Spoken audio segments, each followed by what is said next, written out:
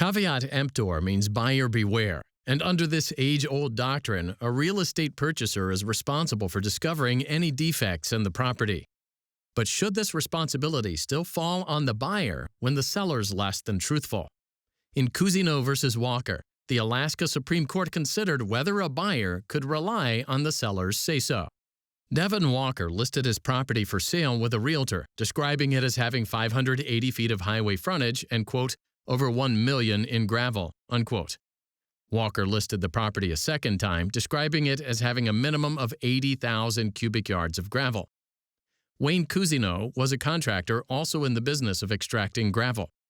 After seeing the first listing for Walker's property, he visited the lot with a realtor. Cousineau and Walker discussed gravel extraction. Cousineau visited the property again to determine the extent of the highway frontage, but it was covered with snow and he could only find one boundary marker. Cousineau bought the property. The final purchase contract conditionally granted gravel rights to Cousineau but didn't specify the amount of highway frontage. Shortly after the closing, Cousineau arranged to extract the gravel and develop the lot. Cousineau first learned that the real estate listing didn't accurately describe the property when a neighbor threatened to sue Cousineau for taking gravel from the neighbor's land. Cousineau then discovered that he had only 415 feet of highway frontage. At the same time, the property ran out of gravel after only 6,000 cubic yards had been removed. Cousineau sued Walker, seeking rescission and restitution. The trial court ruled for Walker, and Cousineau appealed to the Alaska Supreme Court.